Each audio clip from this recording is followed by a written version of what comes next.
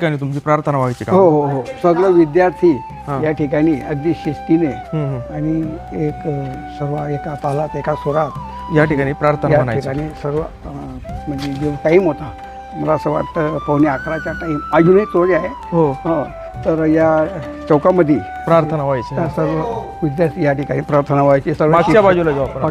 सर्व शिक्षकही उभे राहायचे अगदी एका ताला एका सुरात अशी शिस्त होती. आज मन पुन्हा त्या शाळेत जाऊन आलं.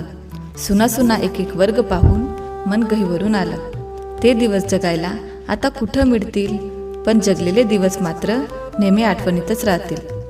दप्तर जड होतं पण मन मात्र हलकं होतं. शाळेतले ते आयुष्य खरंच खूप सुंदर होतं. तर मित्रांनो आपण सुंदर भव्य दिव्य असं ग्राउंड पाहिलं आणि ग्राउंड खूप भव्य दिव्य हो आहे. ग्राउंड मोठं आहे. म्हणजे मुलांना खेळायला कशाही प्रकारची अडचण या आता ठिकाणी ही येणार नाही. म्हणजे वाल कंपाऊंड इमारत पूर्ण भिंत आहे संरक्षक ती आता भिंत संपूर्ण, पण झालेली. भिंत झालेली.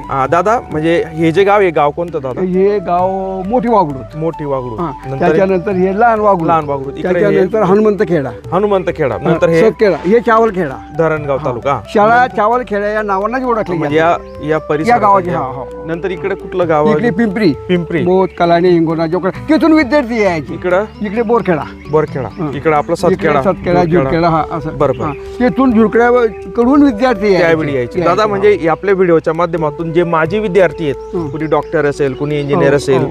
कुणी कदाचित विदेशात पण पण असतील, असतील, हो. तर ते ज्यावेळी ही शाळा पाहतील दादा तर नक्की त्यांना आनंद होईल. आनंद कारण की होईल, जुन्या हो. आठवणी त्यांच्या पुन्हा जागृत पुन्हा होतील. जागृत जसं होतील. तुमच्या जागृत झाल्या. हो, हो. दादा आता मला काही शिक्षण- शाळेचं जे नाव आहे ते निळकंठेश्वर शिक्षण प्रसारक मंडळ हे का पडलं याविषयी थोडी माहिती द्या.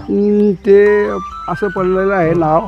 येथे हे मंदिर होतं महादेव महादेवाचं मंदिर. हा हे पुरातन बघा, काही मंदिर उपयोग आहे. आहे की आज महाशिवरात्री आणि पण आहे. महाशिवरात्री पण आहे आणि आपण या ठिकाणी एक आलेलो आहे आलेलो आहे. दर्शनाला. हा, तर मग मला असं वाटतं त्यावेळी त्यांनी असं विचार केला असेल की आपण या देवाचेच नाव शाळेला शाळेला दिलं. आणि निळकंठेश्वर हायस्कूल आणि पूर्ण पंचक्रोशीत ते प्रसिद्ध शाळा झालं. एवढी फेमस झाली, एवढं नाव लौकिक लौकिक झालं. झालं. हो एकदम म्हणजे की अशी म्हणजे परिसरामध्ये कुठे पूर्ण शाळा नाव आपल्या या या शाळेचं शाळेचं नाव होतं. आहे. हो. आणि आजही आहे. आजही आहे. आजही आहे.